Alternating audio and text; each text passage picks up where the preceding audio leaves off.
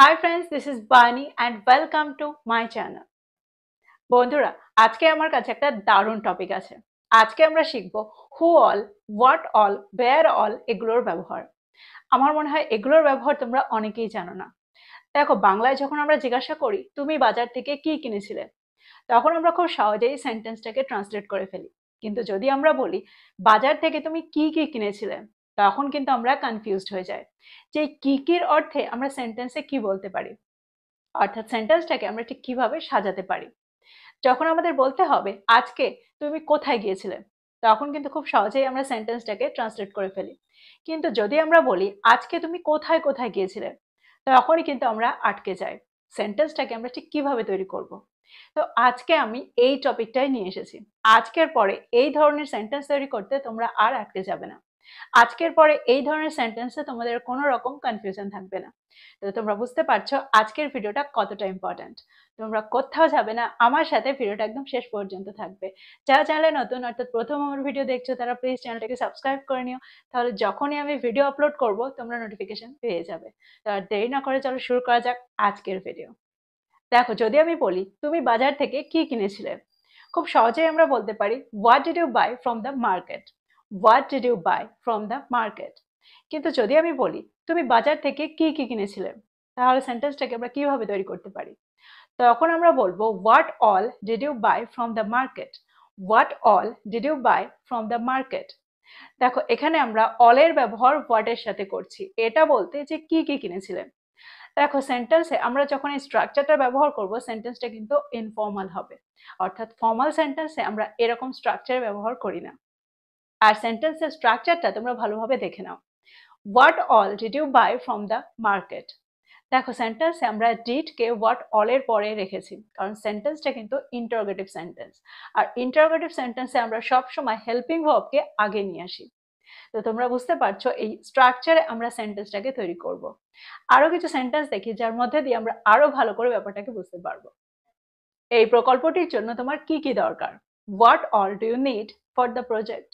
What all do you need for the project. এই পরিস্থিতিতে তুমি কি কি করতে পারো? What all can you do in this situation. What all can you do in this situation. আজ শিক্ষক কি কি ব্যাখ্যা করেছিলেন? What all did the teacher explain today. What all did the teacher explain today. সেন্টেন্সটার স্ট্রাকচারটা তোমরা ভালোভাবে দেখো। দেখো, এখানে কিন্তু আমরা যখন ডিডের ব্যবহার সেন্টেন্সে করছি, অর্থাৎ সেন্টেন্সটা যখন পাস্ট টেন্সে থাকছে, তারপরে আমরা যে মেন ভার্বের ব্যবহার সেন্টেন্সে করব, সেটা কিন্তু ভার্বের ফার্স্ট ফর্মে ব্যবহার করব। ঠিক এভাবেই আমরা সেন্টেন্সটাকে তৈরি করব।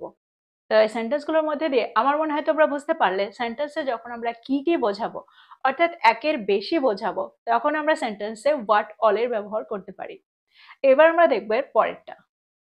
যদি আমি বলি পার্টিতে কে গিয়েছিল, তাহলে আমরা খুব সহজেই বলতে পারি হু went to the party. Who went to the party. কিন্তু যদি আমি বলি পার্টিতে কে কে গিয়েছিল, তখন আমরা সেন্টেন্সটাকে কিভাবে তৈরি করতে পারি? দেখো, তখন আমরা বলবো who all went to the party.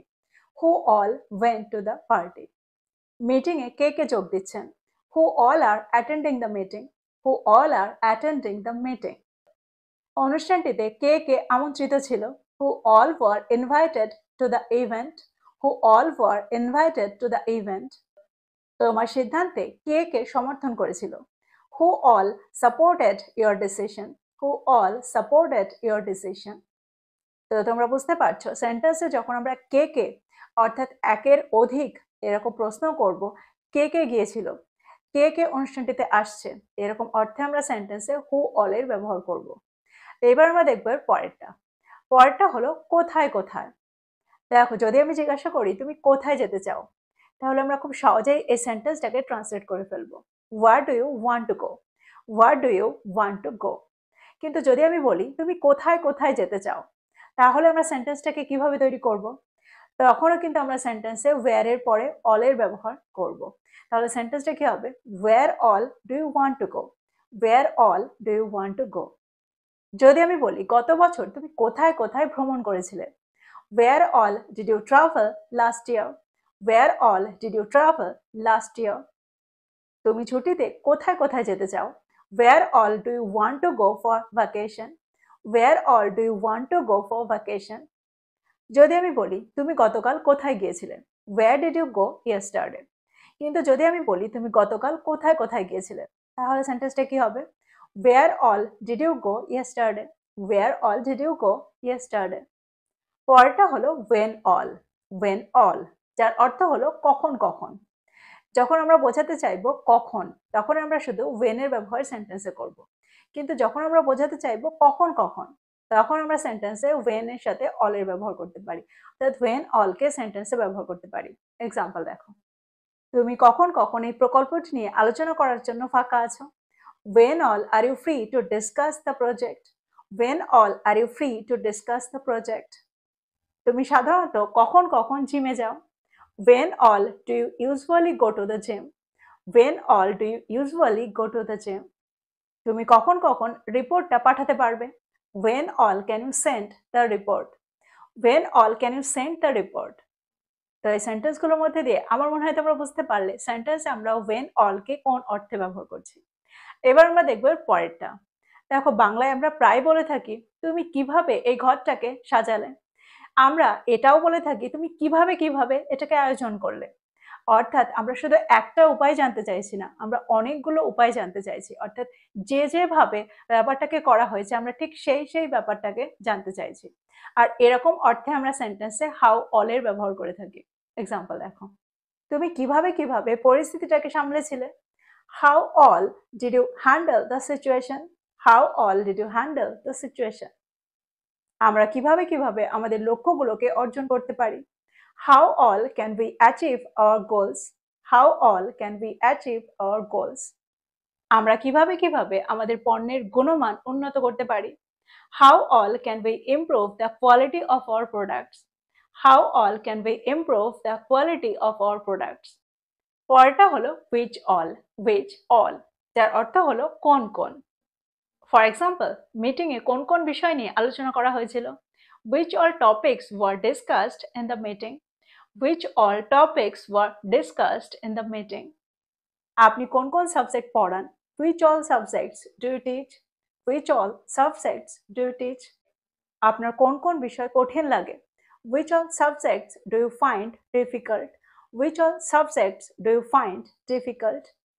তো আমার মনে হয় এই স্ট্রাকচারটার ব্যবহার তোমরা বুঝতে পারলে। সেন্টেন্সে আমরা এই স্ট্রাকচারটাকে কি করে ব্যবহার করছি, অর্থাৎ কোন অর্থে ব্যবহার করছি। এবার আমরা দেখব পরেরটা হলো from where all, যার অর্থ হলো কোথা কোথা থেকে। আমরা প্রায় বাংলায় বলে থাকি তুমি কোথা থেকে এই জিনিসগুলো কিনে নিয়ে আসো, তুমি কোথা থেকে এই আইডিয়াগুলো পাও। দেখো, সেন্টেন্সে আমরা সবসময় কোথা থেকে উল্লেখ না করলেও আমরা যখন ইংলিশ সেন্টেন্সে অল এর ব্যবহার করব, অর্থাৎ ফ্রম ওয়্যার অল এর ব্যবহার করব, তখন আমরা এর অর্থ এটাই বোঝাতে চাইবো যে একের অধিক। ফর এক্সাম্পল, আমরা কোথা থেকে আরো তথ্য সংগ্রহ করতে পারি?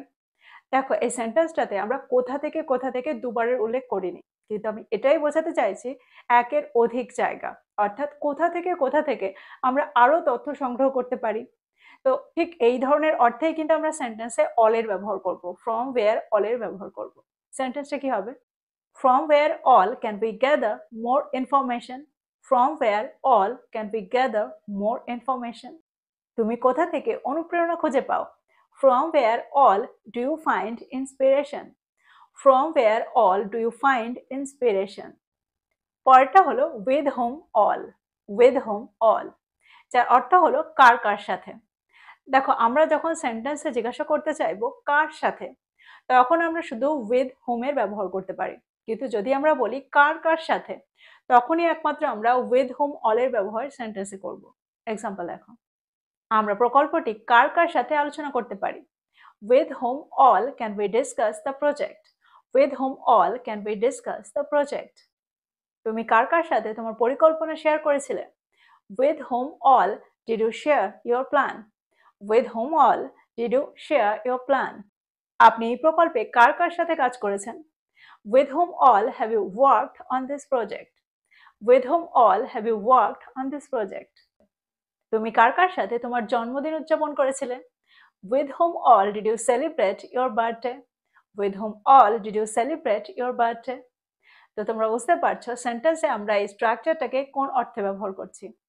যখন আমরা একের অধিকের কথা বলবো, তখন আমরা সেন্টেন্সে এই স্ট্রাকচারটা ব্যবহার করব। অর্থাৎ উইথ হোমের সাথে অলের ব্যবহার করব। তো এই ছিল কিছু স্ট্রাকচার। আমার মনে হয় এগুলোর ব্যবহার করলে তোমাদের কনভারসেশনটা অনেকটা স্মুথ হয়ে যাবে। আমরা প্রায় এই ধরনের বাক্য তৈরি করতে আটকে যাই। তো এবার থেকে এই ধরনের বাক্য ইংরেজিতে ট্রান্সলেট করতে গিয়ে আমার মনে হয় তোমরা আর আটকে যাবে না। প্রত্যেকটা স্ট্রাকচারকে নোট ডাউন করো আর প্রত্যেকটা দিয়ে সেন্টেন্স তৈরি করো। প্রত্যেকটা কিন্তু খুবই সহজ, শুধু একটু প্র্যাকটিসের দরকার।